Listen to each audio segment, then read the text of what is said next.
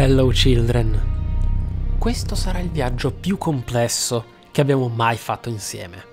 Sarà il più completo possibile, ma se c'è una cosa di cui tutti noi dovremo prendere atto è che sarà impossibile creare l'anima dei Lilin perfetta. Neon Genesis Evangelion è una delle opere più universali e complesse che la nostra specie abbia potuto creare nei tempi moderni. E scegliere un mezzo tanto atipico come una serie animata come suo vascello la rende estremamente limitata nelle reali capacità comunicative, rendendo l'analisi e l'esplorazione di ciò che vuole andare a scavare nello spirito umano, nella creazione e il perché dell'esistenza stessa, appunto, intangibile. Ci sono risposte, ci sono spiegazioni, ci sono linee precise per molte cose, ma altrettante sono, proprio come ogni cosa che può veramente toccare uno spirito, assolutamente mutaformi, a seconda dell'involucro in cui quelle energie trovano casa. Come l'acqua assume la forma del proprio contenitore, i messaggi, la visione, ma soprattutto l'introspezione di Shinseiki Evangelion saranno diversi per ciascuno di noi. È ciò che ha reso questa serie di animazione giapponese un'opera capolavoro del medium, considerata da molti una delle serie più grandi mai create. Non è decisamente un caso che desidero così tanto elaborare una serie qui, ma proprio per i motivi sopracitati sarà diversa dall'anima oscura, della sfida, dei Dormin e così via. Proprio per questi motivi ho aspettato oggi per crearla, perché siamo tanti spiriti in tanti involucri, e questa serie farà sì che il video sia la matrice enciclopedistica ed analitica di qualcosa di umano e speciale, mentre i commenti diventeranno il brodo primordiale di LCL, con il quale diventare insieme un unico essere cosciente di ciò che è davvero la multiversalità di questo viaggio. Avrete sempre modo di aggiungere energia a questa massa apparentemente informe, non potendo, per motivi legali, mostrarvi la serie ed i suoi eventi in modo realistico, questa nostra anima. E capirà chi di voi è neofita, presto, perché la definisco così, si alimenterà del fatto che voi abbiate la pazienza e l'accortezza di seguire quest'opera privatamente. È normale che non sarò io a pubblicarla. Guardatevi i suoi episodi, vi aiuterà e vi sarà decisamente terapeutica per seguire il mio di lavoro. Qui saremo dietro la cortina di ferro, ma ciò non di meno avremo un'analisi enciclopedica appunto ed un glossario, perché comunque l'anima dei Lilin sarà completa. E prima di incominciare le analisi creeremo una lista di tutto ciò che serve affinché anche chi non ha modo di seguire la serie originale di cui parliamo ne possa comunque avere un'esperienza più che soddisfacente. Difatti, qui, oggi, cominceremo con il primo passo: introdurre senza caotici dettagli il setting di quest'opera ed il mare in cui navigheremo.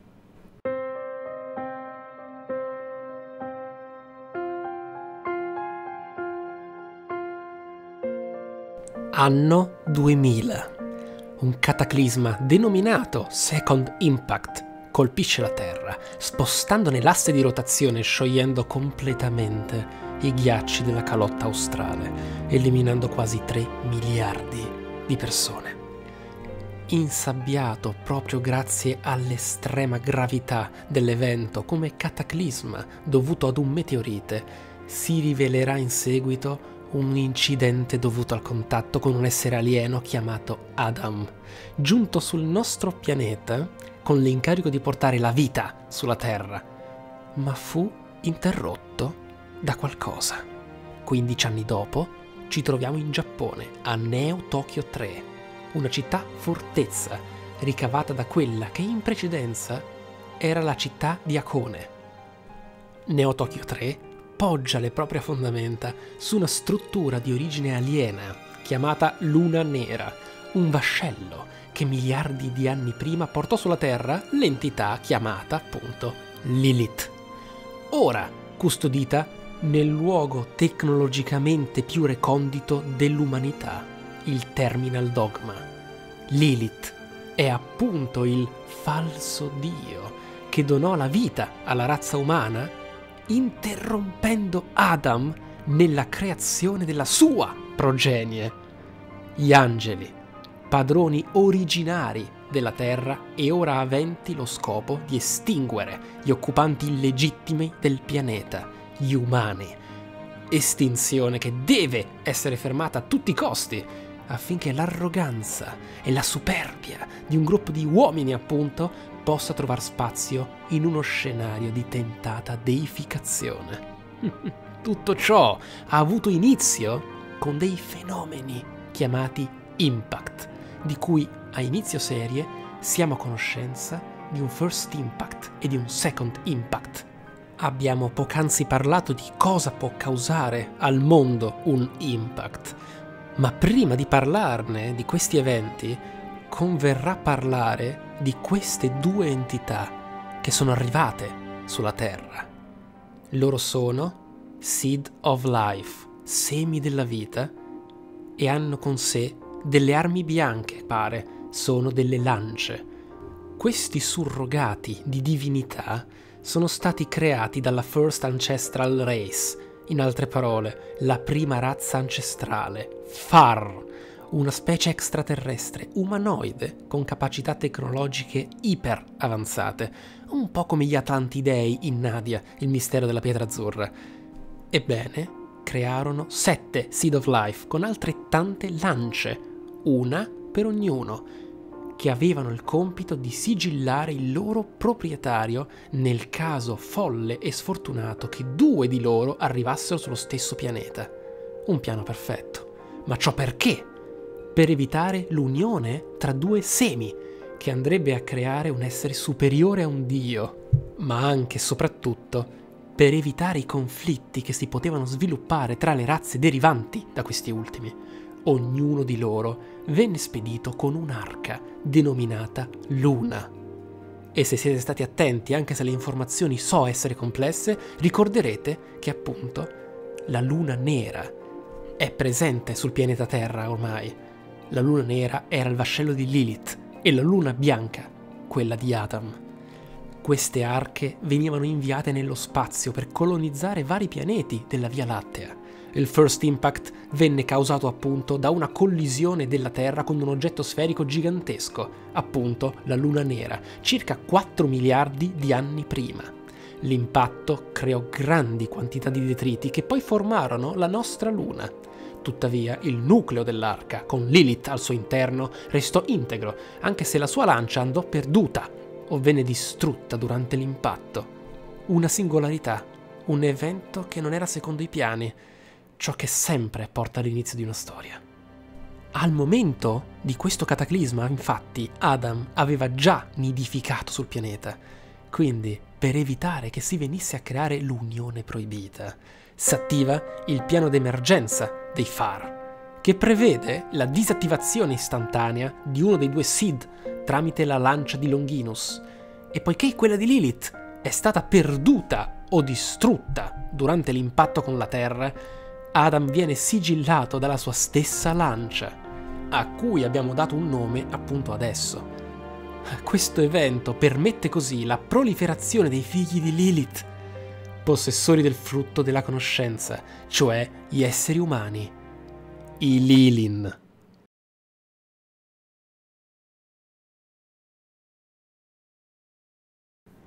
Come introdotto, però, il Second Impact corrisponde alla chiave di volta della nostra storia, l'evento che dà inizio a tutti gli avvenimenti che accadono nella serie animata. È un cataclisma avvenuto il 13 settembre 2000, quando una forte esplosione, per essere decisamente eufemistici, si è verificata in Antartide e sciolse la calotta polare e persino modifica l'asse terrestre.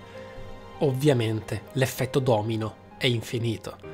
Si provocano tsunami in massa, seguiti da un aumento del livello del mare che causano a loro volta inondazioni nelle città costiere e un cambiamento catastrofico sui modelli climatici. Il tutto, come già detto, viene insabbiato spacciandolo per un impatto con un grosso meteorite che colpì il Polo Sud, causandone lo scioglimento dei ghiacciai, eccetera, eccetera. Ma qual è stata la vera causa di questo Second Impact? È stata letteralmente l'esplosione del primo angelo, / Seed of Life, Adam, avvenuta a causa dell'esperimento di contatto svolto dal dottor Katsuragi, finanziato dalla Sele, organizzazione segreta di cui parleremo più avanti. Così come parleremo di questo esperimento di contatto, che dovete tenere a mente. È lui che ha causato lo sterminio di 3 miliardi di esseri umani. E venne così creata una spedizione effettuata nel 2000 al Polo Sud per svelare cosa si celava nelle profondità dell'Antartico. Si scoprì in questo modo l'esistenza di Adam, che si trovava in uno stato di sospensione causato dalla sua lancia di Longinus. Dopodiché venne tentato, appunto, un esperimento di contatto tra materiale genetico umano e angelico. Quel contatto causò il terribile incidente. Un po' come in molti titoli fantascientifici si parla di contatto fra materia e antimateria. Il perché di questo esperimento venne giustificato per dare una spiegazione alla fonte energetica inesauribile che alimentava quell'entità. Infinita! Uno shock per la fisica. Infatti il dottor Katsuragi, capo della spedizione, formulò la teoria del super solenoide, cioè il motore S quadro della serie, che doveva essere presente sul petto del gigante. Tuttavia, qualcosa durante quell'esperimento andò drammaticamente storto e Adam si risvegliò dalla sua sospensione. Si pensa che questo fallimento e il risveglio dell'angelo sia dovuto al contatto del DNA umano con Adam stesso, il cosiddetto, e lo ripetiamo per l'ultima volta, esperimento di contatto. Io mi ripeterò spesso proprio perché sono informazioni complesse. Immagino capiate il motivo. Se i Seed of Life erano nati per impedire ad altri loro simili di generare vita su un loro pianeta prescelto, chiaramente il contatto con la progenie di uno di loro ha fatto un grave danno. Il gigante di luce perde il controllo del suo motore infinito, generando una tremenda esplosione. Oltre all'energia liberata sufficiente a liquefare l'intero continente, Adam, risvegliatosi, spiega le sue ali ed espande il proprio ET Field, che è un termine di cui parleremo in futuro, e cancella tutte le forme di vita estranee al suo genoma nel raggio di centinaia di chilometri. In qualche modo però gli scienziati, o la Sele, riescono a bloccare Adam usando la lancia di Longinus che lo teneva fermo prima, fermando così il disastro. Per il rotto della cuffia. Tuttavia, se l'angelo non fosse stato fermato, ciò che è accaduto al Polo Sud si sarebbe esteso sull'intero globo terrestre. Abbiamo spiegato come è avvenuto Second Impact, ma in realtà è erroneo dire che è stato letteralmente un incidente sotto tutti i fronti, perché questo cataclisma viene causato. La Sele era intenzionata ad avviare il Second Impact, sapendo, grazie ai rotoli del Mar Morto, che fanno parte comunque del nostro mondo reale, qui reintrodotti in questa forma, ritrovati nella Luna Bianca, che cosa sarebbe accaduto se Adam si fosse completamente risvegliato. Quindi hanno usato la lancia di Longinus per ridurre Adam ad uno stato embrionale. Era tutto secondo i piani, rendendolo più facile da studiare e da proteggere. Tutto questo per avviare il piano per il perfezionamento dell'uomo 15 anni più tardi, con la relativa sconfitta dei figli del Seed of Life, gli angeli, che però sono una minaccia veramente grave sull'intera razza. E per contrastarla nasce la NERV, organo dedito alla creazione di esseri umanoidi capaci di fermare gli angeli. È qui che entra la cultura giapponese del mecha in un'ambientazione completamente nuova. Questa organizzazione rasenta il top della tecnologia umana, dotata persino di ciò che è chiamato il Magi System, un sistema di 3 biocomputer teorizzati da Naoko Akagi, e ovviamente dei personaggi parleremo in un altro episodio, e realizzati dalla figlia, Ritsuko, che contengono la personalità di Naoko come madre, donna e scienziato. Non male. I 3 caratteri entrano in conflitto nei processi decisionali in modo da giungere al verdetto più razionale. Si occupano della gestione burocratica della città e delle strategie di intervento anti-Angelo, che vengono però ovviamente in ultima istanza accettate o respinte da figure come il comandante Gendo Ikari o Misato Katsuragi, figlia di quel dottore di cui abbiamo parlato. Il centro operativo della NERV è posizionato all'interno di un geofront, un'enorme cavità presente sotto Neo Tokyo 3. Questo, tuttavia, come già si potrebbe intuire da questo primo episodio, non è una semplice cavità naturale, ma è la Luna Nera, il vascello con cui Lilith arrivò sulla Terra. Un altro geofront era stato appunto scoperto in Antartide, identico al primo, la Luna Bianca di Adam. La NERV, appunto, è comandata da un singolare individuo, Gendo Ikari. Lo si sentirà dire, vale la pena sottolinearlo, ha un nome da celibe ovviamente, Rokubunji, che, laureato in metabiologia, grazie a sua moglie, Yui Ikari, cambia cognome e ottiene un posto di spicco nell'agenzia segreta Zele. Fonda prima il Gehirn e poi la NERV, agenzia a capo del progetto Evangelion, progetto E, volto alla costruzione della macchina per contrastare la minaccia degli angeli. Minaccia? Perché minaccia? Ne riparleremo, ma ricordate? Conflitti. Dopotutto deve esserci una specie dominante tra 2 Seed of Life. Per l'appunto, la vera potenza della NERV sta nel possedere le macchine da combattimento umanoide multifunzione Evangelion. Le unità operative sono 3, lo 00, lo 01 e lo 02, e hanno lo scopo di sconfiggere gli angeli in quanto in possesso dell'unica arma capace di batterli, l'AT-Field. L'AT-Field, Absolute Terror Field, in psicologia denota la barriera comunicativa che un bambino autistico innalza per proteggere l'io, ma in Evangelion denota una barriera fisica e spirituale, generato proprio dai piloti, i Children, e capace di resistere a qualsiasi attacco fisico. Per consentire lo sviluppo di questa barriera, l'Eva deve possedere un io, in quanto l'AT-Field è l'estensione del proprio essere inteso come barriera dell'animo, grazie alla quale noi ci possiamo definire individui distinti dagli altri. Per ragioni vicine a questa, i piloti sono ragazzini, ma la cosa più sconvolgente è che all'interno dei robot biologici Evangelion sono presenti gli spiriti fusi con il corpo stesso, in altre parole la vita di esseri umani.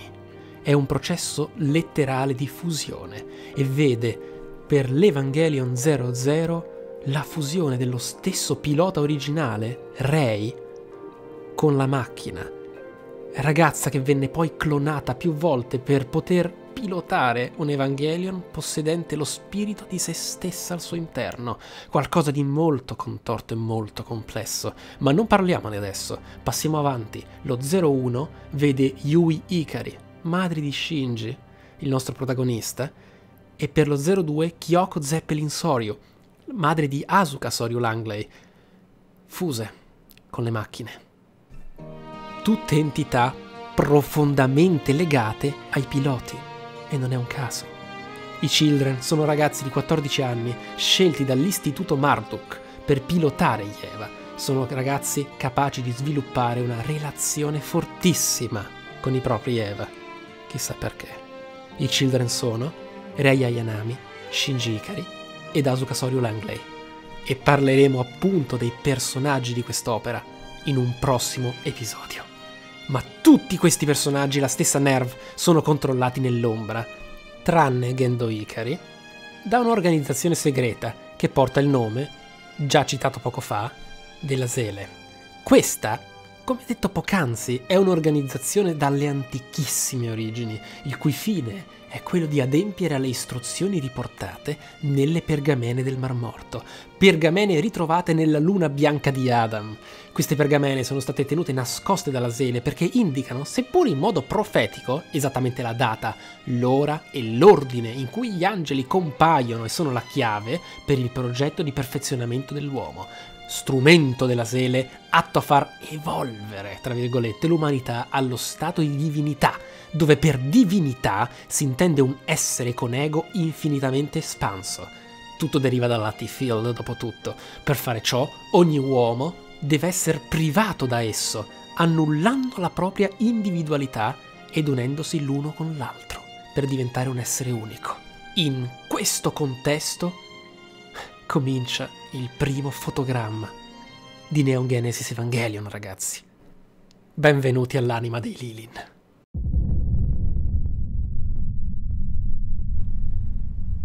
E finisce qui il primo episodio, ragazzi. Episodio che sancisce, oltre allo startup della serie, anche la prima collaborazione ufficiale del mio lavoro con quello di un portale esterno. Questo video è stato il primo nel quale il testo è stato scritto da uno staff esterno, quindi controllato, completato e definito da me in secondo luogo. Lo staff in questione è quello di Evangelion Italian Fan, l'EIF. E se sono miei collaboratori, immagino chi mi conosca sappia già il perché. Dimostrano una serietà, passione, conoscenza e professionalità ragguardevoli. Ed un lavoro come l'anima dei Lilin è qualcosa che, come ogni simbolo di questo canale, voglio sia fatto al meglio assoluto. Si tratta di una community che fa della passione per l'opera di Neon Genesis Evangelion un mezzo per discutere in modo sempre più approfondito, che sia nel divertito o nell'introspettivo, possedendo anche un blog molto ben fatto e graficamente accattivante e pulito, cosa che, sapete, per i miei trascorsi lavorativi è un fattore molto rilevante. Troverete i link nelle schede, in annotazione ed in descrizione, fellow children. Se siete già appassionati o volete approcciarvi a questo universo, non posso che con tutta la mia sincerità consigliarvi il loro portale. Alla prossima!